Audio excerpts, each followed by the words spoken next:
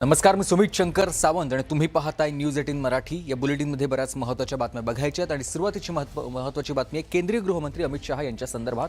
ते आज पुण्यामध्ये आहेत आणि शहांच्या पुणे दौऱ्याच्या पार्श्वभूमीवर प्रशासनाकडून जोरदार तयारी करण्यात आली आहे। दरम्यान अमित शहा हे शुक्रवारी रात्रीच पुण्यामध्ये दाखल झालेले आहेत। टिळक स्मारक न्यासाच्या वतीनं राष्ट्रीय सुरक्षा सल्लागार अजित डोवाल यांना यंदाचा लोकमान्य टिळक पुरस्कार घोषित करण्यात आलेला आहे।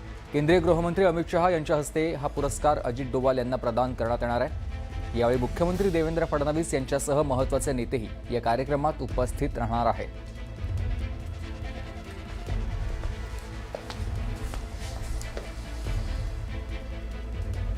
दरम्यान या सगळ्या संदर्भात सविस्तर माहिती देतील माझे सहकारी वैभव सोनवणे आपल्याला थेट पुण्यामधून। वैभव, आज पुण्यामध्ये अमित शहांचा दौरा आहे, काय तयारी करण्यात आली आहे, कसा सगळा हा दौरा असणार आहे, त्यांचं दिवसभरातलं नियोजन काय आहे?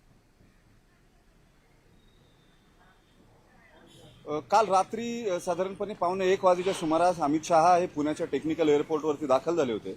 मुख्यमंत्री त्याचबरोबर केंद्रीय राज्यमंत्री जे आहेत ते पुण्याच्या महापौर आणि पुण्याचे भाजपचे शहर अध्यक्ष असे त्यांच्या स्वागताला उपस्थित होते। काल रात्री 1 वाजेच्या दरम्यान अमित शहा आणि मुख्यमंत्री हे रिट्स कार्लटनला पोहोचले।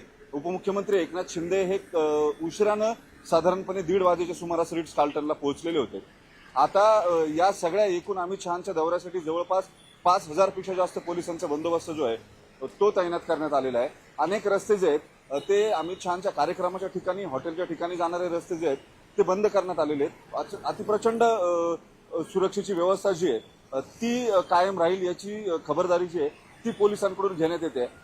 जंतर मंतरवरच्या कॉक्रोच जनता पार्टीच्या आंदोलनाच्या पार्श्वभूमीवरती विद्यार्थ्यांवर जो लाठीचार्ज झाला त्यामुळे अमित शहा यांच्या विरोधामध्ये आंदोलन करायचे इशारे जे आहेत ते मोठ्या प्रमाणावरती देण्यात आलेले होते। वेगवेगळ्या संघटनांकडून, काँग्रेसकडून सुद्धा हे आंदोलन करण्यात येते।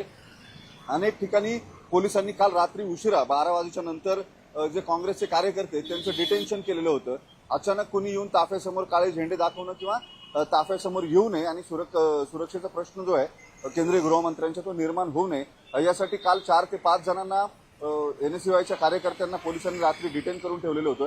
चंदननगर पोलीस ठाण्यामध्ये काही जणांना, काही कार्यकर्ते जे आहेत रिपब्लिकन कार्यकर्ते त्यांना डिटेन करण्यात आलेलं आहे आणि या अशा पद्धतीने शहरभर पोलिसांचे स्क्वॉड्स जे आहेत ती फिरत आहेत। ज्या मार्गावरून अमित शहा हे रिट्स कार्लटनहून मुकुंदनगरला येतील कार्यक्रमाच्या ठिकाणी, हा सगळा मार्ग जो आहे तो पूर्णतः कॉर्डन ऑफ करण्यात आलेला आहे। त्या मार्गावरती कुणालाही जाण्याची परवानगी जी आहे ती देण्यात आलेली नाही। साधारणपणे 11 वाजेच्या सुमारास अमित शहा रिट्स कार्लटनवरून निघतील आणि ते सारसबागेजवळ अण्णाभाऊ साठेंचा जो पुतळा आहे त्या पुतळ्याला अभिवादन करतील आणि त्यानंतर कार्यक्रमाच्या ठिकाणी ते पोहोचणार आहेत।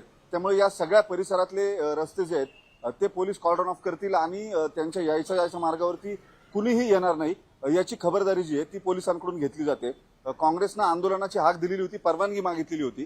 कार्यक्रमाच्या ठिकाणापासून जवळपास 2 किलोमीटर जो रस्ता कुठल्याही बाजूनं त्यांच्या जायच्या रस्त्याजवळ येणार नाही याची खबरदारी घेत सातारा रोडला उत्सव हॉटेलच्या समोर त्यांना आंदोलन करायची परवानगी जी आहे ती पोलिसांकडून देण्यात आलेली आणि तिथे काँग्रेसचे कार्यकर्ते हे सकाळी 9 वाजल्यापासून जमायला सुरुवात झाली आहे।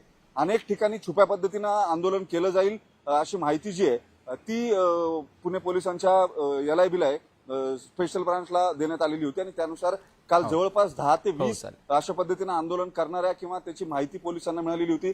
त्यांच्या चौकशीची कामं जी आहेत ती काल रात्री उशिरापर्यंत सुरू होती।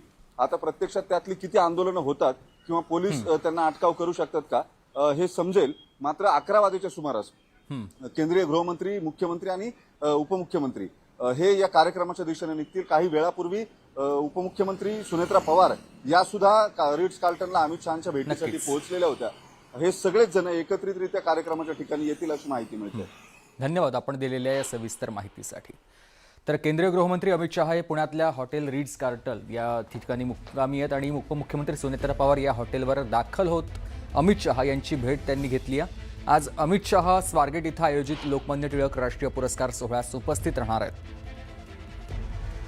मुख्यमंत्र्यांनी अमित शहांचं स्वागत केलं आणि त्यानंतर त्यांची भेट घेण्यासाठी आज सुनेत्रा पवार रिट्स कार्लटनमध्ये दाखल झालेले आहेत। या सगळ्या संदर्भात अभिजित पोते माझे सहकारी आपल्याला सविस्तर माहिती देतील। अभिजित, सुमित, खरं तर केंद्रीय गृहमंत्री अमित शहा काल रात्रीपासून पुण्यात आहेत. आज जो मुख्य कार्यक्रम आहे तो थोड्याच वेळात सुरू होईल. मात्र काल रात्री पुण्यातल्या रिच कार्ल्टन हॉटेलमध्ये केंद्रीय गृहमंत्र्यांचा मुक्काम होता. मुख्यमंत्री देवेंद्र फडणवीस असतील किंवा इतर सगळे जे स्थानिक नेते आहेत, महापौर असतील किंवा प्रदेशाध्यक्ष असतील भाजपचे, त्यांनी काल गृहमंत्र्यांचं विमानतळावर स्वागत केलं. पण उपमुख्यमंत्री सुनेत्रा पवार आणि पालकमंत्री, ज्या पुणे जिल्ह्याच्या पालकमंत्री त्या मात्र काल बीड दौऱ्यावरती होत्या आणि म्हणून आता रिच कार्टनला, जिथं ज्या हॉटेलवरती अमित शहाचा मुक्काम आहे, तिथं सुनेत्रा पवार अगदी थोड्या वेळापूर्वी दाखल झाल्या आहेत. अमित शहाची भेट सुनेत्रा पवारांनी हॉटेलमध्ये जात घेतलेली आहे. खरं तर पुण्यात अमित शहा आहेत, पुणे जिल्ह्याच्या पालकमंत्री स्वतः सुनेत्रा पवार आहेत, राज्याच्या उपमुख्यमंत्री आहेत. एकनाथ शिंदे देखील काल पुण्यात आल्याची माहिती सूत्रांकडून मिळते. पण त्या दोघांची अजून भेट झाली आहे का हे नक्की नाही. मात्र दुसऱ्या उपमुख्यमंत्री ज्या सुनेत्रा पवार आहेत, त्यांनी मात्र थोड्या वेळापूर्वी अमित शहाची त्या हॉटेलमध्ये जाऊन भेट घेतली आहे. आता या दोन नेत्यांमध्ये म्हणजे उपमुख्यमंत्री सुनेत्रा पवार आणि अमित शहा यांच्यामध्ये काय नेमकी चर्चा झाली आहे, कुठलीही राजकीय चर्चा झाली आहे की प्रोटोकॉलनुसार फक्त केंद्रीय गृहमंत्र्यांची उपमुख्यमंत्र्यांनी भेट घेतली आहे, ते पाहणं महत्वाचं आहे. पण 11:15 वाजता केंद्रीय गृहमंत्री अमित शहा हे रिच कार्ल्टन हॉटेलमधून निघतील आणि ते थेट जे जातील ते अण्णाभाऊ साठे, लोकशाहीर अण्णाभाऊ साठेंची आज जयंती आहे, त्यांच्या पुतळ्याला आधी अभिवादन करतील आणि तिथून जो मुख्य कार्यक्रम आहे टिळक पुरस्काराचा तिकडे जातील. पण त्याआधी आता सुनेत्रा पवारांनी हॉटेलमध्ये जात अमित शहाची भेट घेतलेली पाहायला मिळते. धन्यवाद आपण दिलेल्या माहितीसाठी.